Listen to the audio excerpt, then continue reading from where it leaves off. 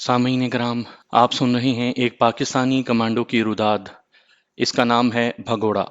आप सुन रहे हैं भगोड़ा की किस्त नंबर 4। मुझे उम्मीद है आपको मेरी ये काविश पसंद आएगी। आपने अगर अभी तक मेरा चैनल कहानी घर सब्सक्राइब नहीं किया तो अभी मेरे चैनल को सब्सक्राइब करके बेल नोटिफिकेशन ऑन कर लीजिए ताकि आने वाली हर नई कहानी की इत्तला बर वक्त आप तक पहुंच सके। बैठो। कैमरामैन मुझसे मुखातिब हुआ और मैं खामोशी से स्टूल पर बैठ गया। हजाम मेरी छाती पर सफेद कपड़ा बिछाकर उस तरह से मेरी शेव बनाने लगा। कमांडों की ट्रेनिंग से पहले मैं शेव करता रहा था, मगर उसके बाद छोटी छोटी दाढ़ी रख ली थी। बर्फानी इलाके में गुजारे अरसे में मैंने दाढ़ी को बिल्कुल नहीं छेड़ा था और इस वक्त मेरी दाढ़ी काफी बड़ी नजर आ रही थी। हुजाम ने उस्तरे की मदद से चंद मिनटों में मेरी दाढ़ी साफ कर दी। सर के बाल भी काफी बड़े हो गए थे, मगर उसने उनको ना छेड़ा और दाढ़ी मोड़ने के बाद वो अपने औजार दोबारा अटैची केस में डालने लगा। इस दौरान दूसरे दोनों खामोशी से खड़े रहे और हजाम को किसी भी किस्म की हिदायत नहीं दी, और इसका मतलब इसके अलावा और कुछ नहीं था कि वो पहले ही से ब्रीफ किया गया था। कैमरामैन दोबारा मेरी तस्वीर उतारने लगा। तस्वीर उतार कर उसने दूसरे आदमी से कहा, इसे कपड़े दो। दूसरे ने हाथ में मौजूद बंडल मेरी तरफ बढ़ाया और कहा, ये पहन लो और अपने कपड़े उतार कर मेरे हवाले करो। मैं कपड़ों का बंडल उसके हाथ से लेकर बाथरूम की तरफ बढ़ा, मगर कैमरामैन जल्दी से बोला, कपड़े यहीं बदलो। क्यों? मैं एहतजाजी लहजे में बोला, जैसा कहा जा रहा है वैसा करो, ज्यादा चूं चरां की जरूरत नहीं। कैमरामैन घुराया। अच्छा। कहकर मैं हजाम से मुखातिब हुआ, भाईजान जरा सफेद चादर दे देना। और हजाम सवालिया नजरों से कैमरे वाले की तरफ देखने लगा। कैमरामैन ने एक लहजा के लिए सोचा और फिर असबात में सर हिलाकर अपनी मंजूरी का इंदिया दे दिया। हजाम ने अटैची से सफेद कपड़ा निकालकर मेरे हवाले कर दिया। मैंने कपड़ों का बंडल खोल कर देखा। वो एक शलवार नुमा पजामा कमीज और अंडरवेयर पर मुश्तमिल था। मुझे वो बिल्कुल सीएमएच में मरीजों को दिया जाने वाला लिबास लगा। मैंने चादर धोती की तरह कमर से लपेटकर अपना तमाम लिबास उतार दिया और फिर उनका दिया हुआ लिबास पहनकर कपड़ा हजाम को वापस कर दिया। कैमरामैन ने दूसरे आदमी को मेरे उतारे हुए कपड़े उठाने का इशारा किया और वो तीनों कमरे से निकलते चले गए। दरवाजा बाहर से बंद करना वो भूले नहीं थे। नए कपड़े पहनकर मैं दिल में नहाने की ख्वाहिश जागी और मैं टॉयलेट की तरफ बढ़ गया कि बाथरूम तो इधर था ही नहीं, मगर जब पानी को हाथ लगाया तो नहाने की ख्वाहिश दम तोड़ गई। इतने ज्यादा ठंडे पानी से नहाने का मतलब खुदकुशी के अलावा और कुछ नहीं था। मैं चुपचाप कमरे में आकर बैठ गया। थोड़ी देर के बाद दोबारा दरवाजा खुला। अंदर दाखिल होने वाले नए आदमी थे। एक ने हाथ में एक मैला सा गद्दा, एक कंबल और एक हल्का सा तकिया पकड़ा हुआ था, जबकि दूसरे के हाथ में खाने के बर्तन थे। खाने में 3 रोटियां और पालक नुमा सब्जी मेरे सामने रखी गई। मुझे खाना खाए हुए काफी देर गुजर गई थी, इसलिए मैंने तीनों रोटियां चट कर लीं। वो दोनों बर्तनों के इंतजार में उधर ही खड़े रहे। जैसे ही मैं खाने से फारिग हुआ, वो बर्तन उठाकर चले गए। मैंने गद्दा फर्श पर बिछाया और कंबल ओढ़कर लेट गया। वैसे भी इसके अलावा मेरे पास करने को कुछ भी नहीं था। ट्रेनिंग के दौरान हमें कैदी कैंपों से फरार होने के तरीके सिखाए गए थे, मगर वो मरवज्जा कैदी कैंपों के मुतल्लिक थे और इस जगह काबिल अमल नहीं थे। और इस किस्म के हालात के लिए हमारे इंस्ट्रक्टर्स कहा करते थे कि ये बंदे की अपनी सवाबदीद पर है कि ऐसे हालात में वो बच निकलने के लिए क्या तरीका कार अपनाता है। लेकिन इतना ज़रूरी है कि सब्र से काम ले और तेज़ी में दुरुस्ती ना भूले। और सबसे अहम ये कि बच निकलने के लिए अगर किसी इखलाकी ज़ाब्ते की कुर्बानी देनी पड़े तो दरेग ना करे। मैं भी कंबल में सर छुपाकर वहां से फरार होने के तरीकों के बारे में सोचने लगा, मगर कोई तरकीब जहन में ना आती देखकर उकता गया और मेरी सोचों का धारा एक दफा फिर अपने गांव की तरफ मुड़ गया। और यही कुछ सोचते मैं गहरी नींद सो गया। अगली सुबह नाश्ता लाने वालों की आवाज से ही मेरी आंख खुली। गो इस कमरे में वक्त का अंदाजा लगाना बहुत मुश्किल था, लेकिन चाय के बर्तन देखकर मैंने अंदाजा लगाया कि सुबह का टाइम है। हवाईजे ज़रूरिया से फारिग होकर मैंने नाश्ता किया, जो चाय और डबल रोटी पर मुश्तमिल था। नाश्ता करने के दौरान नाश्ता लाने वाले खामोशी से मुझे घूरते रहे। उनके चेहरों पर मुझे कोई खास तासुरात नजर नहीं आए। उनके स्पाट चेहरों से मैंने अंदाजा लगाया कि वो मेरे बारे में ला इल्म थे। अगले 2 दिन मैंने उसी कमरे में गुजारे, ताहाल मुझसे किसी किस्म की पूछ गुछ नहीं की गई थी। तीसरे दिन नाश्ते के करीबन 2 घंटे के बाद मेरा बुलावा आ गया। मुझे बुलाने वाले वही दोनों थे जिन्होंने मेरी तस्वीर निकाली थी। इस दफा दोनों ने हाथों में पिस्तौल पकड़े हुए थे। मैं खामोशी से उनके आगे हो लिया, लेकिन कमरे से निकलते ही मुझे उनके सहारे चलना पड़ गया कि उन्होंने एक काले नकाब से मेरा चेहरा ढांप दिया, جس کی وجہ سے مجھے کچھ نظر نہیں آ رہا تھا۔ مختلف موڑ مڑنے کے بعد مجھے سیڑھیوں سے اوپر لے جایا گیا۔ میں نے سیڑھیاں گنی، وہ تعداد میں 16 تھی۔ سیڑھیاں چڑھنے کے بعد مجھے کافی گھما پھرا کر ایک کمرے میں لایا گیا، اور اس سے ان کا ایک ہی مقصد تھا کہ میں اس عمارت کے بارے میں کسی قسم کا اندازہ نہ لگا سکوں۔ میری آنکھوں سے پردہ ہٹا تو میں نے خود کو ایک ایسے کمرے میں پایا جس کی دیواریں شیشے کی طرح تھی، جن سے باہر کا منظر نظر نہیں آ رہا تھا۔ شاید باہر سے اندر دیکھنا ممکن ہو، لیکن یہ بات میں اندازے سے ہی کہہ سکتا ہوں۔ کمرے کے وسط میں ایک کرسی رکھی تھی، مجھے اسی پر لا کر بٹھا دیا گیا۔ چاروں کونوں میں ہتھیار بند افراد چوکنے انداز میں کھڑے تھے۔ میرے سامنے ایک صوفہ سیٹ اور شیشے کی ٹیبل رکھی ہوئی تھی۔ صوفہ سیٹ خالی پڑا تھا۔ چند لمحوں کے بعد شیشے کا دروازہ کھلا اور 3 اشخاص اندر داخل ہوئے۔ ان میں 2 مرد اور ایک عورت تھی۔ دونوں مرد 3 پیس سوٹ میں، جبکہ عورت کھلے بلاؤز کی ساڑی میں ملبوس تھی۔ دونوں مردوں کی بنسبت عورت کم عمر نظر آ رہی تھی اور دیکھنے سے تعلق رکھتی تھی۔ تینوں خاموشی سے آ کر میرے سامنے صوفے پر بیٹھ گئے۔ چند لمحے مجھے گھورنے کے بعد ان میں سب سے بڑی عمر کا، جو میرے خیال کے مطابق سب سے سینئر تھا، اور اس خیال کی وجہ مرد اور عورت کا مؤدبانہ انداز تھا، وہ مجھ سے مستفسر ہوا۔ تمہارا نام؟ عمر جان، میں مختصراً بولا۔ آرمی سے تعلق رکھتے ہو؟ جی۔ نمبر اور رینک کیا ہے؟ نمبر اور سپاہی ہوں۔ سیکیورٹی کے لحاظ سے میں اپنا نمبر یہاں بتانے سے گریز کر رہا ہوں، البتہ سامعین کی معلومات کے لیے اتنا بتاتا چلوں کہ آرمی سے تعلق رکھنے والے ہر فرد کو ایک نمبر الاٹ کیا جاتا ہے جو کہ 7 فگرز پر مشتمل ہوتا ہے، بلکہ آرمی میں گھوڑوں، خچروں، کتوں اور ہتھیاروں تک کو مخصوص نمبر الاٹ کیے جاتے ہیں۔ اس کا مطلب ہے کہ تیرا تعلق فرنٹیئر فورس سے ہے؟ جی۔ مجھے اس کی معلومات پر اچنبھا نہیں ہوا، کیونکہ مجھے علم تھا کہ دونوں ملکوں کی آرمی ایک دوسرے سے متعلق کافی معلومات رکھتی ہے۔ یونٹ؟ سوری سر، میں مؤدبانہ لہجے میں بولا، یہ جنیوا معاہدے کے خلاف ہے۔ اس کے لبوں پہ ہلکی سی مسکراہٹ نمودار ہوئی۔ جوان، وہ معاہدہ جنگی قیدی کے لیے ہے، جبکہ تم جاسوس بلکہ تخریب کار ہو۔ ہم تمہارے لیے اس قسم کا کوئی حق ماننے کے لیے تیار نہیں۔ بہرحال وہ بعد کی بات ہے۔ فی الحال تم یہ بتاؤ کہ تم نے سرحد کس مقصد کے لیے عبور کی، اور تمہارے ساتھ اور کون کون تھا؟ جواباً میں نے اپنے بھگوڑا ہونے کی وجوہات اور راستہ بھول کر سرحد عبور کرنے کی تفصیلات سے لے کر اپنے گرفتار ہونے کے واقعات تک منوعاً سب کچھ تفصیل سے بتا دیا۔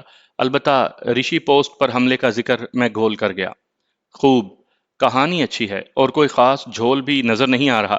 اس کا مطلب ہے گھڑی ہوئی ہے۔ میں صرف حقائق جاننے میں دلچسپی رکھتا ہوں مسٹر عمر جان کمانڈو۔ وہ میرا نام چبا چبا کر بولا۔ کمانڈو؟ میں سچ مچ حیران ہو گیا۔ ہاں، کیا تمہیں اپنے کمانڈو ہونے میں شبہ ہے؟ نہیں، اگر آپ مجھے کمانڈو سمجھ کر خوش ہوتے ہیں تو مجھے کمانڈو بننے میں کوئی اعتراض نہیں۔ مسٹر، تمہاری اطلاع کے لیے عرض ہے کہ صوبے دار داس کی پوری پارٹی کی لاشیں تلاش کر لی گئی ہیں۔ پوسٹ مارٹم رپورٹ کے مطابق لکشمن کے علاوہ تمام کی موت برف میں دبنے سے ہوئی ہے، اور لکشمن گردن ٹوٹنے کی وجہ سے ہلاک ہوا ہے، اور اس کی گردن جس مخصوص انداز میں توڑی گئی ہے وہ پاکستانی کمانڈوز کا خاص انداز ہے۔ دوسرے، تیرے ہاتھ میں پائے جانے والے شارٹ مشین گن بھی لکشمن ہی کی تھی، اور یہ تو تجھے معلوم ہوگا کہ آرمی میں ہر جوان کے نام پر ہی ہتھیار ایشو کیا جاتا ہے، اس لیے ہمیں ایس ایم جی کو پہچاننے میں کوئی دقت نہیں ہوئی۔ وہ چند لمحے کے لیے خاموش ہوا اور پھر بولا، رشی پوسٹ پر ہمارے 6 جوان جان سے ہاتھ دھو بیٹھے، ان کے جسموں میں پائے جانے والے بلٹ اسی گن سے فائر ہوئے ہیں۔ اب تم کیا کہتے ہو؟ لکشمن کی گردن کسی اور وجہ سے بھی ٹوٹ سکتی ہے، اور ضروری نہیں کہ گولیاں اس گن سے چلائی گئی ہوں، اور وہ اس کیلیبر کی کسی بھی گن سے چلائی گئی گولیاں ہو سکتی ہیں، اور اس قسم کی گنیں ہمارے مجاہدین کے پاس عام ہیں۔ تمہارے مجاہدین، وہ طنزیہ انداز میں بولا، تم نے بچگانہ باتیں شروع کر دیں، حالانکہ تمہیں اچھی طرح معلوم ہوگا کہ کسی بھی فائر شدہ بلٹ سے اس ہتھیار کو پہچاننا مشکل نہیں ہے جس سے یہ فائر ہوا ہو۔ دنیا میں کہیں ایسے 2 ہتھیار موجود نہیں جن سے فائر کیے گئے بلٹ بالکل ایک جیسے ہوں۔ یہ اسی طرح ہیں جیسے دنیا میں 2 بندوں کے انگلیوں کے نشانات آپس میں نہیں ملتے، لیکن پھر بھی تجھے اعتراض ہے تو میں وہ بھی دور کیے دیتا ہوں۔ ہری چند، اس نے دروازے کی طرف منہ کر کے آواز لگائی، اور اگلے ہی لمحے کمرے میں وہ بندہ داخل ہوا جسے میں نے رشی پوسٹ پر کک مار کر بے ہوش کیا تھا۔ وہ وردی میں ملبوس تھا۔ اندر داخل ہوتے ہی اس نے مجھ سے بات چیت کرنے والے کو سلوٹ کیا اور خاموشی سے ایک طرف کھڑا ہو گیا۔ اسے جانتے ہو؟ وہ اس سے مستفسر ہوا۔ جی سر، اس نے اس رشی پوسٹ پر لات مار کر مجھے بے ہوش کیا تھا۔ ہاں جی، کمانڈو صاحب اب بتاؤ۔ اس بار اس کے لہجے میں استہزاء کا پہلو نمایاں تھا۔ وہ سب جان بچانے کی فطری کوشش تھی، ورنہ قتل و غارت میرا مقصود ہوتا تو میں نے ہری چند کی طرف اشارہ کیا اور اس کے ساتھ موجود دوسرے بندے کو زندہ نہ چھوڑتا۔ ہری چند تم جاؤ۔ وہ ہری چند سے مخاطب ہوا اور وہ ایک مرتبہ پھر سلوٹ کر کے کمرے سے نکل گیا۔ گپ شپ بہت ہو گئی مسٹر، اب تم فر اپنے ساتھیوں کے نام اور سرحد پار کرنے کا مقصد بیان کرنا شروع کر دو۔ میں نے جو بتانا تھا وہ بتا چکا، اس کے علاوہ میرے پاس بتانے کو کچھ نہیں۔ اس کو نمبر 4 میں لے جاؤ، وہ اپنے ساتھ بیٹھے مرد سے بولا۔ میں دیکھتا ہوں کہ اس کے پاس بتانے کو کچھ ہے کہ نہیں۔ یس سر، وہ مؤدبانہ لہجے میں بولا۔ مجھے پتا چل گیا کہ میری بدبختی کی شروعات ہو چکی ہے، لیکن ایک امید کے سہارے میں سٹول پر بیٹھے بیٹھے اچھلا۔ میرا ارادہ ان کے سینئر کو قابو کر کے فرار ہونے کا تھا۔ گو صوفہ سیٹ اور سٹول کے درمیان چند قدم کا فاصلہ تھا اور درمیان میں ٹیبل بھی رکھی ہوئی تھی، لیکن وہ چند قدم کا فاصلہ میرے لیے کوئی حیثیت نہیں رکھتا تھا۔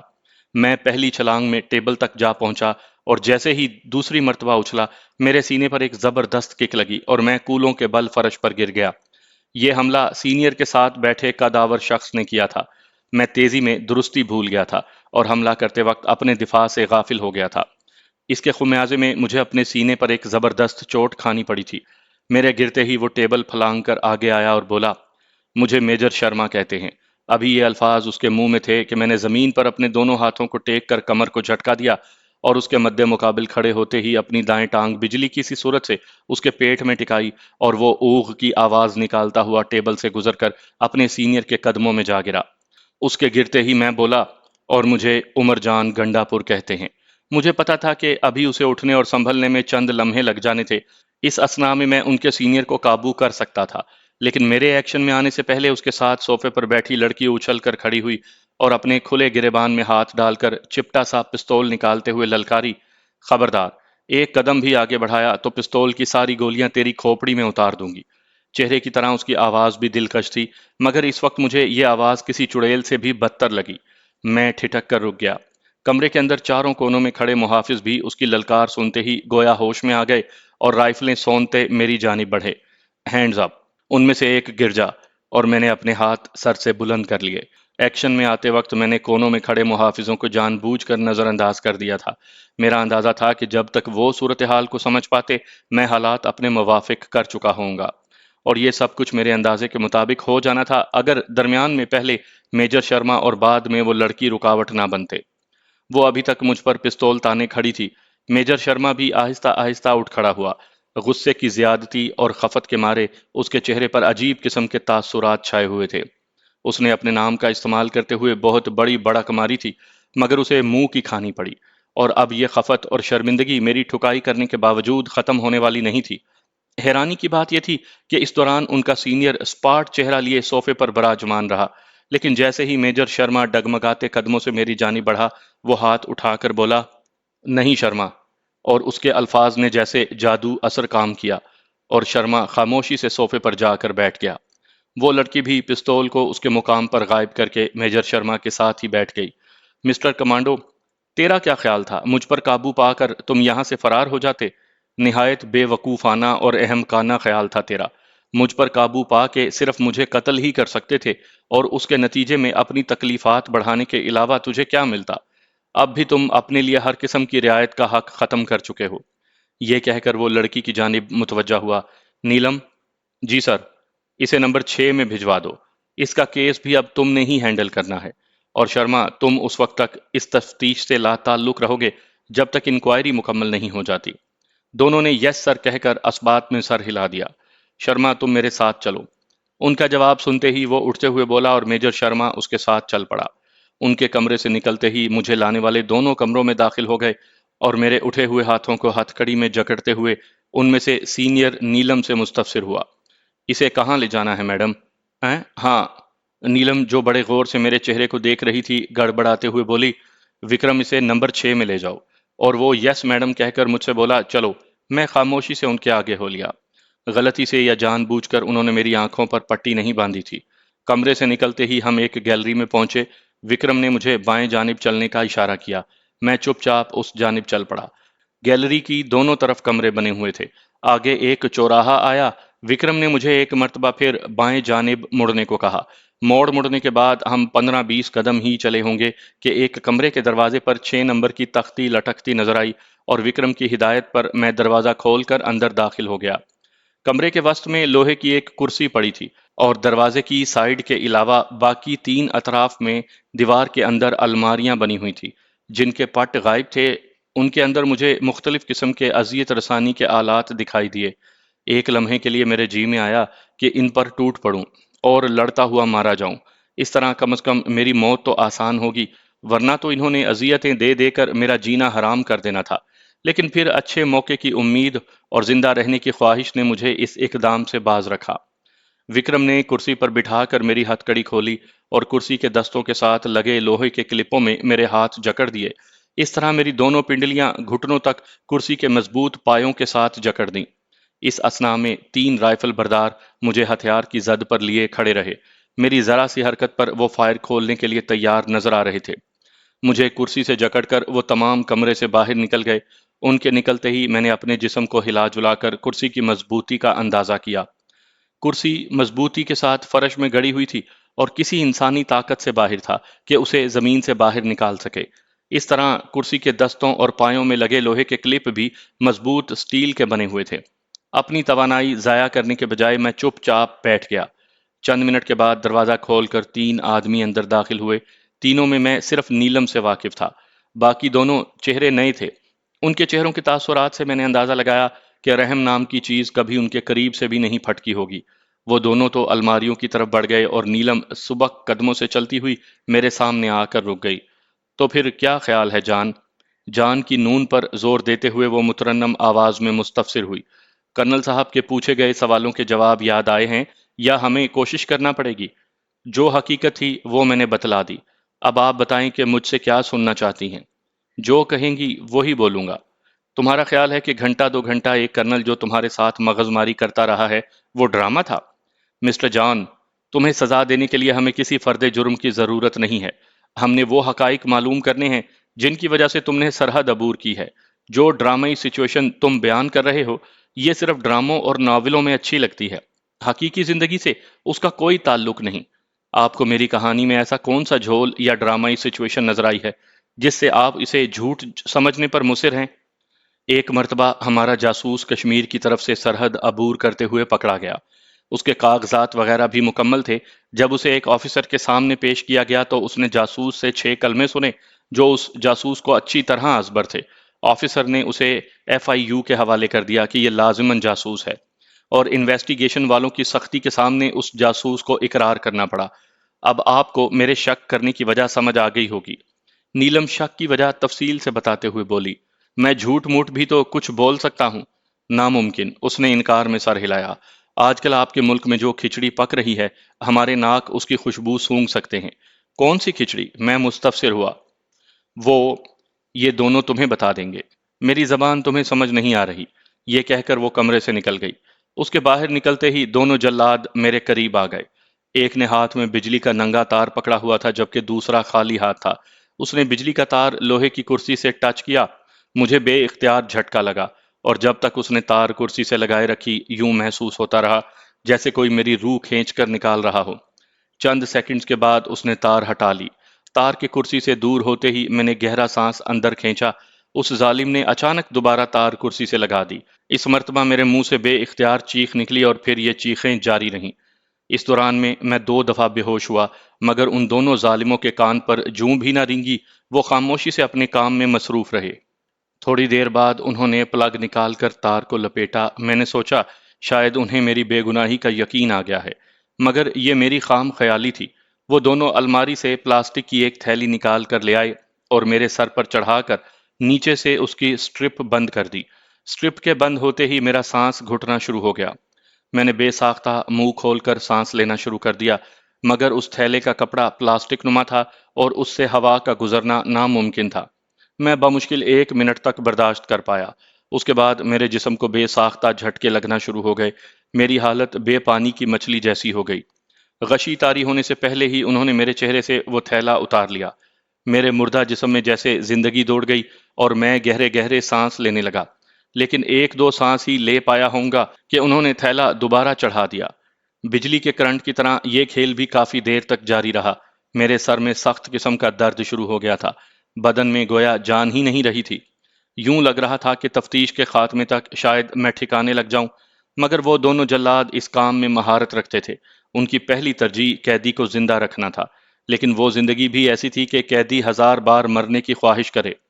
کمانڈو ٹریننگ کے دوران ہمیں فرضی تفتیشی کے مراحل سے بھی گزارا گیا تھا، جس میں ہمیں مختلف قسم کی اذیتیں دی گئی تھیں، لیکن وہ تکالیف اور اذیتیں جتنی زیادہ بھی ہوتیں بطور ٹریننگ تھی۔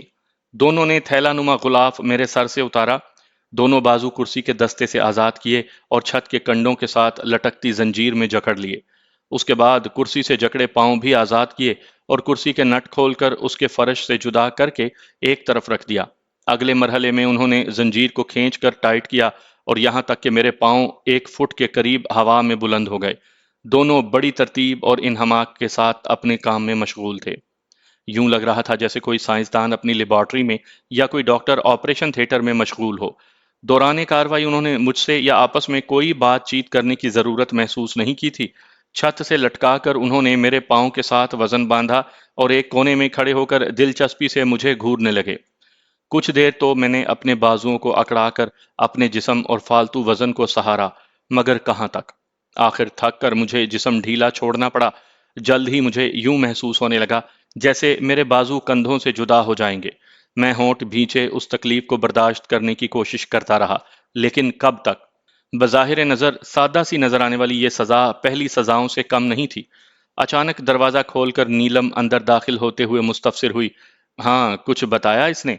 ابھی تک تو خاموش ہے میڈم، ایک مؤدبانہ لہجے میں بولا۔ اس کا مطلب ہے آج کل تمہاری کارکردگی کچھ اچھی نہیں جا رہی، وہ خفگی سے بولی۔ تم دونوں کو میں نے آدھا گھنٹہ دیا تھا اور اب گھنٹہ ہونے والا ہے۔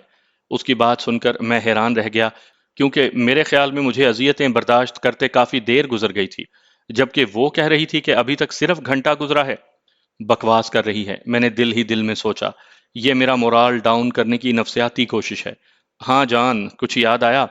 وہ میرے قریب آ کر لگاوٹ سے بولی، مگر میں خاموش رہا۔ واہ بھائی، مٹھو کی تو بولتی ہی بند ہو گئی ہے۔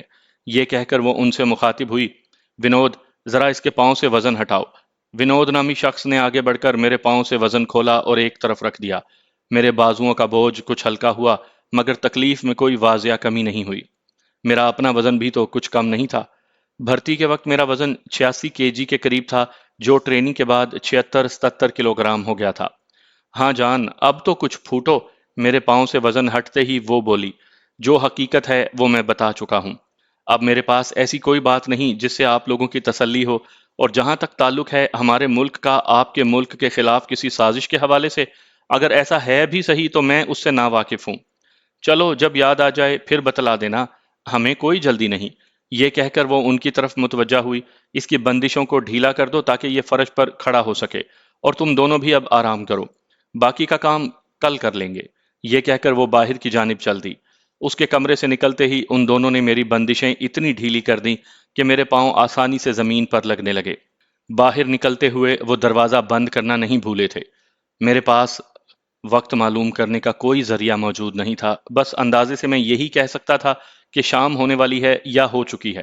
صبح ناشتے کے بعد میں نے کچھ بھی نہیں کھایا پیا تھا۔ اس وقت مجھے بھوک سے زیادہ پیاس محسوس ہو رہی تھی۔ شاید مجھے کھانے پینے کو کچھ نہ دیا جائے، میں نے دل ہی دل میں سوچا۔ یہ بھی اذیت دینے کا ایک طریقہ تھا۔ مجھے جلد ہی بھاگنے کی ترکیب کرنی تھی، ورنہ وقت گزرنے کے ساتھ ساتھ میری توانائی نے کم ہو جانا تھا۔ اس کے علاوہ دشمن مجھے کوئی ایسا نقصان بھی پہنچا سکتے تھے کہ میں بالکل ناکارہ ہو جاتا۔ میں نے ہاتھوں کو ہلا جلا کر زنجیر کی مضبوطی کا اندازہ کیا، مگر محسوس یوں ہوا کہ اس کے ساتھ زور آزمائی کرنے کا مطلب اپنے آپ کو تھکانا ہی ہے۔ اس کو توڑنا کسی انسان کی طاقت سے باہر تھا۔ میں مسلسل مختلف تدابیر سوچتا اور انہیں مسترد کرتا رہا، یہاں تک کہ کافی دیر ہو گئی۔ اس دوران مجھے غنودگی سی ہونے لگی۔ سچ کہتے ہیں کہ نیند سولی پر بھی آ جاتی ہے۔ میں سونے جاگنے کی کیفیت میں تھا کہ اچانک اذیت خانے کا دروازہ کھول کر نیلم اندر داخل ہوئی۔ اس نے گاؤن پہنا ہوا تھا جس کا گریبان کافی نیچے تک کھلا تھا۔ ٹیوب لائٹ کی روشنی گویا اس کے بدن سے منعکس ہو کر آنکھوں کو خیرہ کیے دے رہی تھی۔ اس کے پیچھے 2 ہتھیار بردار مرد تھے جنہوں نے ہاتھوں میں شارٹ گنیں پکڑی ہوئی تھی۔ میں نے سوچا شاید میری تفتیش کا دوسرا راؤنڈ شروع ہونے والا ہے۔ لیکن اس کے برعکس نیلم آہستہ آہستہ چلتے میرے قریب پہنچی۔ اس کی آنکھوں کی سرخی دیکھ کر مجھے اندازہ ہوا کہ اس نے شراب پی رکھی ہے۔ جان، تھک تو نہیں گئے؟ وہ اپنا دایاں ہاتھ میری چھاتی پر پھیرتے ہوئے مخمور لہجے میں بولی۔ بھوک بھی لگی ہوگی، چلو میں تمہیں کھانا کھلاؤں۔ یہ کہہ کر وہ ان دونوں میں سے ایک سے مخاطب ہوئی، ربندر، اس کو کھولو۔ ربندر نامی شخص نے اپنی گن سلنگ اپ کی اور چھت سے لٹکتی زنجیر سے میرے ہاتھ کھول کر ہتھ کڑی میں جکڑ دیے، لیکن اس کے باوجود مجھے اتنا آرام محسوس ہوا جو بیان سے باہر ہے۔ ان دونوں کی نگرانی میں چلتا ہوا میں اذیت خانے سے نکلا۔ نیلم میری رہنمائی کے لیے آگے چل رہی تھی۔ اس کی چال میں بھی ایک مخصوص قسم کا ردھم اور لے تھی۔ موٹا گاؤن بھی اس کے نشیب و فراز کو چھپانے میں ناکام نظر آ رہا تھا۔ دو تین موڑ مڑنے کے بعد ہم سیڑھیاں اترے اور پھر تہہ خانے میں اتر کر رکنے کے بجائے ایک سرنگ میں چل پڑے۔ کچھ دور جا کر سیڑھیاں نظر آئیں، وہاں سے اوپر چڑھ کر ہم ایک کمرے میں پہنچے۔ یہ ایک پرتکلف خوابگاہ تھی۔ تم دونوں دروازے کے باہر کھڑے رہو اور جب تک میں نہ بلاؤں اندر نہیں آنا۔ دونوں جی میڈم کہہ کر کمرے سے نکل گئے۔ جان، ادھر بیٹھو۔ ان کے کمرے سے نکلتے ہی نیلم مجھے ایک لگژری بیڈ پر بٹھا کر میرے ساتھ بیٹھتے ہوئے بولی۔ میں سحر زدہ سا تھا اور مجھے کچھ سمجھ میں نہیں آ رہی تھی کہ یہ التفات کس لیے ہے، یہ یہ سب کس لیے؟ میرا لہجہ حیرانی سے پر تھا۔ یہ وہ زبردستی کہا لگا کر بولی، یہ تو خود مجھے بھی نہیں پتا کہ کیا ہے، اور میں ہونکوں کی طرح اس کا منہ تکنے لگا۔ پریشان ہو گئے؟ وہ میری حیرانی سے لطف اندوز ہوتے ہوئے بولی۔ بات یہ ہے جان کہ تم مجھے پہلی نظر میں اچھے لگے ہو۔ میں نے آج تک تم جیسا بھرپور مرد نہیں دیکھا۔ تم نے تو میری راتوں کی نیند اڑا کر رکھ دی ہے۔ وہ دیوار پر گھڑی کی طرف اشارہ کرتے ہوئے بولی، رات کے 2 بج رہے ہیں اور نیند میری آنکھوں سے کوسوں دور ہے۔ تمہیں میری بات سمجھ میں آ رہی ہے نا؟ وہ اپنے دونوں ہاتھوں میں میرا چہرہ تھام کر بولی اور میں حیرانی سے اس کی طرف تکتا رہ گیا۔ وہ میری نظروں کی پرواہ کیے بغیر بستر سے اٹھ کر کمرے کے ایک کونے میں لگے فریج کی طرف بڑھ گئی اور وہاں سے ٹرے میں مختلف لوازمات سجا کر میرے سامنے آ کر بیٹھ گئی۔ میرے ہاتھ ہنوز ہتھ کڑی میں جکڑے ہوئے تھے، مگر اس نے میرے ہاتھ کھولنے کے بجائے اپنے خوبصورت ہاتھوں سے مجھے کھلانا شروع کیا۔ کوئی اور موقع ہوتا تو شاید میں اس سچویشن سے لطف اندوز ہوتا، مگر اس وقت حالات ایسے تھے کہ میری توجہ صرف کھانا کھانے کی طرف مبذول رہی اور میں بے جھجک اپنا پیٹ بھرنے میں مشغول رہا۔ چند ہی لمحوں میں ٹرے صاف کر چکا تھا۔ اور لاؤں؟ وہ لگاوٹ بھرے لہجے میں مستفسر ہوئی۔ نو تھینکس۔ اس نے ٹرے تپائی پر رکھی اور میرے قریب کھسک آئی۔ بہت مارا ہے ظالموں نے، ہے نا؟ وہ میرے بالائی دھڑ پر اپنے ملائم ہاتھ پھیرتے ہوئے بولی۔ آپ کے کہنے ہی سے تو سب کچھ ہوا ہے، میں شکایتاً بولا۔ بالکل جھوٹ۔ اس نے نفی میں سر ہلایا۔ میں بے بس تھی اور وہ سب کچھ کیمرے کی آنکھ سے دیکھا جا رہا تھا۔ اگر میں تمہیں تکلیف میں دیکھنا پسند کرتی تو کبھی بھی کمرے سے باہر نہ جاتی۔ آپ کے باہر جانے کا مجھے کیا فائدہ ہوا؟ میں ہنوز اس سے خفگی کا اظہار کر رہا تھا جیسے کوئی اپنوں سے کرتا ہے، اور اس ساری ڈرامے بازی کا مقصد وہاں سے بھاگنے کے لیے کوئی موقع تلاش کرنا تھا۔ مجھے پتا تھا کہ اس سے اچھا اور بہترین موقع شاید ہی پھر کبھی مل پاتا۔ اس وقت میرے لیے سب سے بڑی رکاوٹ ہتھ کڑی تھی۔ اگر میرے ہاتھ کھلے ہوتے تو نیلم اور اس کے دونوں باڈی گارڈز پر قابو پانا میرے لیے مشکل نہ ہوتا۔ میں چاہ رہا تھا کہ کسی بہانے نیلم سے اپنے ہاتھ آزاد کروا لوں، مگر اس کے انداز سے نظر آ رہا تھا کہ وہ اس قسم کا رسک لینے کے موڈ میں نہیں ہے اور میرے ہاتھ بندے رکھے ہوئے اپنی خواہش پوری کرنا چاہتی ہے، جبکہ میں اپنے ہاتھ کھلوانے کے لیے تمام حدیں پار کر سکتا تھا، بشرط یہ کہ اس کے بعد وہ میری ہتھ کڑی کھول دیتی۔ کم از کم مجھے تکلیف تو نہیں ہوتی نا؟ اس نے اپنا فلسفہ جھاڑا۔ نیلم، تجھے میری بے گناہی کا یقین ہے؟ پتہ نہیں، لیکن میں تجھے تکلیف میں نہیں دیکھ سکتی۔ کیوں؟ میں مستفسر ہوا۔ پیارے جو لگنے لگے ہو۔ یہ کہہ کر وہ اپنی دونوں باہیں میرے گلے میں حائل کرتے ہوئے مجھ سے لپٹ گئی۔ اس کے نرم و گداز بدن نے میرے اندر آگ سی بھڑکا دی تھی، لیکن میں اس وقت اس قسم کی کسی عیاشی کا متحمل نہیں ہو سکتا تھا۔ مجھے پتا تھا کہ اپنی پیاس بجھانے کے بعد نیلم نے واپس مجھے اس اذیت خانے میں دھکیل دینا ہے، اور یہ پیار کا اظہار اس کی خواہش کے پورے ہونے تک ہے۔ نیلم، اگر چائے مل جاتی؟ اپنے ذہن میں ایک منصوبہ ترتیب دیتے ہوئے میں آہستہ سے بولا۔ میں نے کئی دنوں سے چائے نہیں پی۔ کیوں نہیں؟ وہ بمشکل مجھ سے جدا ہوتے ہوئے بولی، ابھی منگواتی ہوں۔ یہ کہہ کر وہ دروازے کی سمت بڑھ گئی۔ جیسے ہی اس کی پشت میری طرف ہوئی، میں اپنے ہتھ کڑی میں جکڑے ہاتھ سر سے گزار کر اپنے سامنے لے آیا کہ ایکشن لینے کے لیے ہاتھوں کا سامنے ہونا ضروری تھا۔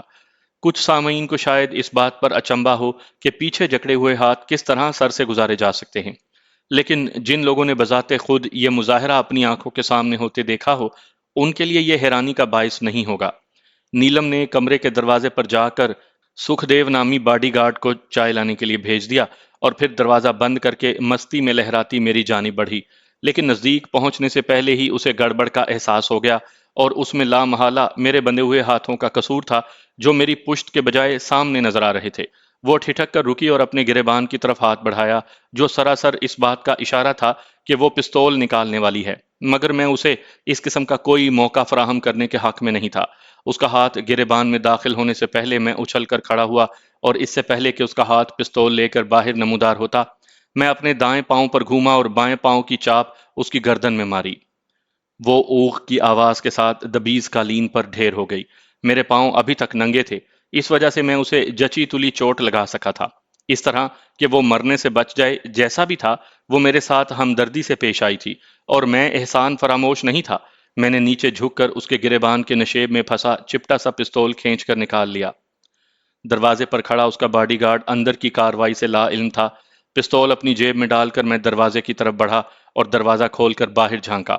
हस्बे तवक्को बाहर एक आदमी ही नजर आया, जो दरवाजा खुलने की आवाज पर इस तरफ मुतवज्जा हो गया था। मैडम अंदर बुला रही है।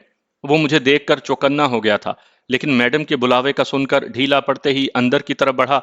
मैंने एक तरफ होकर उसे रास्ता दिया।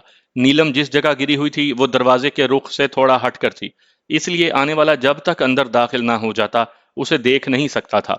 इसी वजह से मैंने उसे वहां से हटाने की जरूरत महसूस नहीं की थी। वो जैसे ही कमरे में दाखिल हुआ, मैंने लात मारकर दरवाजा बंद कर दिया।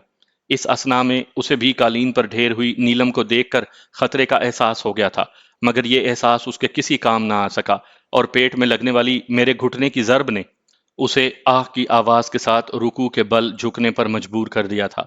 इसके साथ ही मैंने अपने दोनों हाथ मिलाकर अपनी कोहनियों को दाएं बाएं सीधा किया और दाएं कोहनी की एक भरपूर जरब उसकी कनपटी पर लगाई, जिससे वो तिरछा होकर कमरे के फर्श पर बिछे हुए कालीन पर ढेर हो गया। इस कार्रवाई में बमुश्किल चंद सेकंड्स लगे थे। मैंने झुककर बॉडीगार्ड को दोनों हाथों से पकड़ा और घसीटकर बेड की दूसरी सिमत डाल दिया। उसके बाद नीलम को भी घसीटकर उसी के साथ लिटा दिया और बॉडीगार्ड की गिरी हुई शॉट गन को बैरल की तरफ से पकड़कर दरवाजे के पीछे दीवार के साथ टेक लगाकर खड़ा हो गया। मुझे पता था कि चाय के लिए जाने वाला सुखदेव किसी भी वक्त वापस आ सकता है। मुझे ज्यादा देर इंतजार नहीं करना पड़ा। चंद लम्हों के बाद ही दरवाजे के बाहर कदमों की चाप उभरी और फिर हल्की सी दस्तक देकर वो चाय की ट्रे उठाए अंदर दाखिल हुआ। उसका इस तरह दाखिल होना इस बात का मजहर था कि वो नीलम के साथ काफी बेतकल्लुफ हैं। शायद अपने साथी को गैर मौजूद पाकर उसने उसे कमरे के अंदर तस्वुर किया था और ये उसके लिए भी अंदर आने का इजाजतनामा था। गन उसने कंधे से लटकाई हुई थी। कमरे को खाली देखकर वो बेसाख्ता रुक गया और हैरानी से दाएं बाएं नजरें दौड़ाने लगा। मैंने भी उसे ज्यादा देर इस हालत में ना रहने दिया। सर पर लगने वाली शॉट गन की जरब ने उसे दुनिया और माफिया से बेखबर कर दिया था। ट्रे में रखे चाय के बर्तन भी कालीन पर बिखर गए थे। शॉटगन के सेफ्टी लीवर को सिंगल फायर पर सेट करते हुए मैंने हथकड़ी की जंजीर को शॉटगन की बैरल पर रखा और पांव के अंगूठे से ट्रिगर प्रेस कर दिया। एक जोरदार धमाके के साथ हथकड़ी दरमियान से टूट गई और मेरे हाथ आजाद हो गए। अलबत्ता हथकड़ी के हल्के मेरी दोनों कलाइयों में फंसे रह गए थे, लेकिन वो मेरी जिस्मानी नकलो हरकत में माने नहीं थे।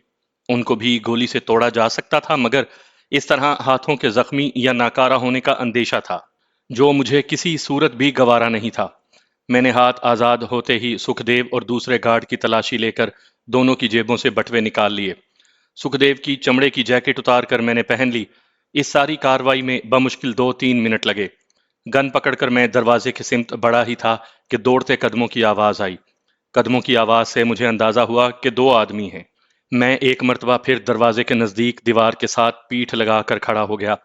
दरवाजे से करीब पहुंचकर उन्होंने दरवाजा खटखटाते हुए नीलम को आवाज दी, मैडम, मैडम खैर तो है? गोली चलने की आवाज आई है। मैडम होश में होती तो उनको आवाज देती, इसलिए कमरे में खामोशी छाई रही। लगता है कमरे में कोई मौजूद नहीं।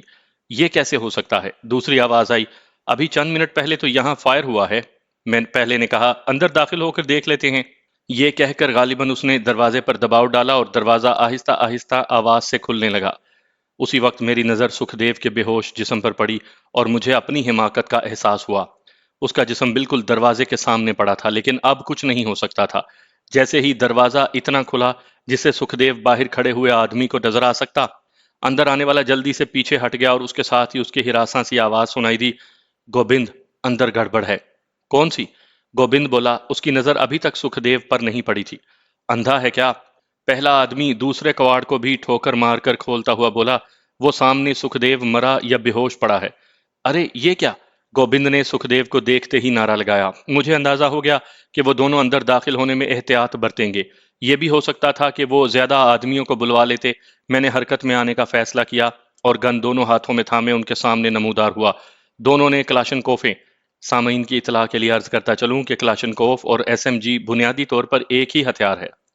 فوج میں اس کو ایس ایم جی یا شارٹ گن مشین کہتے ہیں، جبکہ سول لوگ عموماً کلاشن کوف یا مشین گن کہتے ہیں۔ اس کا اصل نام AK-47 اسالٹ رائفل ہے۔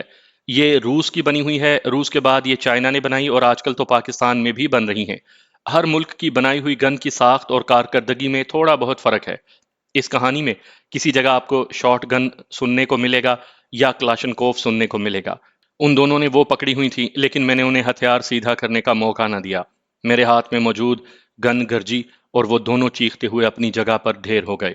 میں نے ان دونوں کے ہتھیاروں کی میگزینیں اتار کر جیکٹ کی جیبوں میں ڈال لیں اور ایک سمت متعین کر کے دوڑتا چلا گیا۔ میرے دونوں پاؤں ابھی تک ننگے تھے اور میرے پاس اتنا ٹائم بھی نہیں تھا کہ زخمیوں یا مرنے والوں کے پاؤں سے اپنے لیے جوتوں کا انتخاب کر سکتا۔ راہداری کے اختتام پر ایک دروازہ تھا جو دور سے ہی کھلا ہوا نظر آ رہا تھا۔ دروازے کے سامنے ایک لہجہ کیے رکا، مگر کوئی آہٹ یا آواز نہ سن کر آہستہ سے اندر داخل ہو گیا۔ یہ ایک ڈرائنگ نما کمرہ تھا۔ فرش پر قالین بچھا ہوا تھا اور اس کے اوپر اعلیٰ کوالٹی کے صوفہ سیٹ رکھے ہوئے نظر آ رہے تھے۔ میں وہاں رکے بغیر بیرونی دروازے کی طرف بڑھتا چلا گیا۔ دروازے کے سامنے ایک مرتبہ پھر رک کر میں نے باہر جھانکا۔ عمارت کے گیٹ پر دو افراد کھڑے نظر آئے۔ دونوں نے ہاتھوں میں ہتھیار پکڑے ہوئے تھے۔ ان کی نظریں اسی سمت کو تھیں جہاں سے میں نے جھانکا تھا۔ مجھے دیکھتے ہی وہ دونوں حرکت میں آئے اور ہتھیار کاک کرتے ہوئے میری سمت دوڑ پڑے، لیکن یہ بات ان کی سوچ میں نہ آ سکی کہ میرے پاس بھی ہتھیار ہو سکتا ہے۔ میری گن ایک مرتبہ پھر گرجی اور وہ دونوں راستے ہی میں ڈھیر ہو گئے۔ پرانی میگزین اتار کر میں نے نئی میگزین لگائی، کیونکہ اس میگزین میں سے کافی گولیاں میں فائر کر چکا تھا اور گن کسی بھی اہم صورتحال میں دھوکہ دے سکتی تھی۔ نئی میگزین اٹیچ کر کے میں نے باہر جھانکا، مگر کوئی زی رو نظر نہ آیا۔ ساتھ والے بنگلے سے البتہ لوگوں کے بولنے کی آوازیں آ رہی تھیں۔ میں نے صحن میں نگاہ دوڑائی۔ ایک سوزوکی اور ایک سفید کلر کی ڈبل ڈور صحن میں کھڑی نظر آئیں۔ میں نے بھاگ کر مین گیٹ تک کا فاصلہ طے کیا۔ دروازے پر ایک بڑا سا تالا لٹک رہا تھا۔ گیٹ کے ساتھ بنی چیک پوسٹ میں جھانکنے پر دیوار کے ساتھ لٹکا چابیوں کا گچھا نظر آیا۔ گچھا اتار کر میں نے سب سے بڑی چابی تالے میں گھمائی تو وہ ایک کھٹکے سے کھل گیا۔ دروازے کے دونوں پٹ کھول کر میں ڈبل ڈور کی سمت بڑھا۔ گاڑی کے دونوں دروازے لاک تھے۔ گن کا بٹ مار کر میں نے کھڑکی کا شیشہ توڑا۔ اندر بیٹھ کر اگنیشن کی تاریں توڑ کر اسے سٹارٹ کیا اور دوڑاتے ہوئے مین گیٹ سے نکلتا چلا گیا۔ میرے پاس اتنا ٹائم نہیں تھا کہ میں سوچ سمجھ کر کسی سمت کا تعین کرتا، اس لیے گیٹ سے نکلتے ہی میں بائیں جانب کا رخ کرنے لگا۔ اسٹریٹ لائٹ کی روشنی میں مجھے ایک دو چوکی دار نما بندے نظر آئے، مگر انہوں نے میرے ساتھ کوئی تعارض نہ کیا۔ مگر تھوڑی دور جانے کے بعد ہی مجھے پولیس کی گاڑیوں کے سائرن سنائی دینے لگے۔ وہاں بلا شبہ شہر کا امیر طبقہ رہائش پذیر تھا اور ایسے لوگوں کی رپورٹ پر پولیس ہمیشہ جلد عمل کرتی ہے، بالکل اپنے پیارے ملک پاکستان کی پولیس کی طرح۔ میں جس گلی میں جا رہا تھا وہ مین سٹریٹ پر تھی اور پولیس نے بھی اپنی آمد کے لیے وہی گلی استعمال کرنا تھی۔ اس کے برعکس بھی ہو سکتا تھا، لیکن میں نے اپنے گمان پر عمل کیا اور گاڑی ایک بغلی گلی میں موڑ دی جو نسبتاً تنگ تھی۔ دو تین موڑ مڑنے کے بعد وہ گلی ایک روڈ پر جا نکلی۔ یہ اچھا شگون تھا۔ پولیس سے مٹ بھیڑ نہ ہونا میرے حق میں بہتر تھا۔ رات کافی بیت چکی تھی، لیکن اس وقت بھی اکا دکا گاڑیاں دائیں بائیں حرکت کرتی نظر آ رہی تھی۔ پولیس کے سائرن کی آواز سنائی دینا بند ہو گئی تھی۔ روڈ پر آتے ہی میں نارمل رفتار سے ایک سمت کو چل پڑا۔ دشمن کی قید سے تو میں آزاد ہو گیا تھا، لیکن ہتھ کڑی کے حلقے قید کی نشانی کے طور پر میری کلائیوں کی زینت بنے ہوئے تھے۔ ان حلقوں سے چھٹکارے کے ساتھ مجھے اس ملک سے بھی نکلنا تھا، جو کافی مشکل نظر آ رہا تھا۔ مجھے پتا تھا کہ تھوڑی دیر کے بعد ہی پورے شہر کی پولیس اور خفیہ ایجنسیوں نے میری تلاش شروع کر دینی ہے۔ بدقسمتی یہ تھی کہ میرے تازہ ترین فوٹو ان کے پاس تھے اور ان کی مدد سے انہیں میری تلاش میں دشواری پیش نہ آتی۔ میری سوچ کے گھوڑے گاڑی سے کہیں زیادہ تیز رفتاری سے دوڑ رہے تھے، لیکن کوئی واضح لایا عمل مجھے سوجھ نہیں رہا تھا۔ ایک دفعہ تو میرا ارادہ ہوا کہ اسی گاڑی پر شہر سے نکل جاؤں، لیکن پھر حالات کو مد نظر رکھ کر مجھے یہ فیصلہ ترک کرنا پڑا، کیونکہ گاڑی کا نمبر اور ساخت بشمول میرے حلیے کے پولیس کی چیک پوسٹوں پر پہنچ چکا تھا یا پہنچنے والا تھا، اور ایک کلاشن کوف کے سہارے پولیس کی بھاری نفری کا مقابلہ کرنے کے بارے میں سوچنا نری حماقت تھی۔ راستے میں مجھے ہوٹل بھی نظر آئے، لیکن ان میں رہائش اختیار کرنا میرے لیے ناممکن تھا۔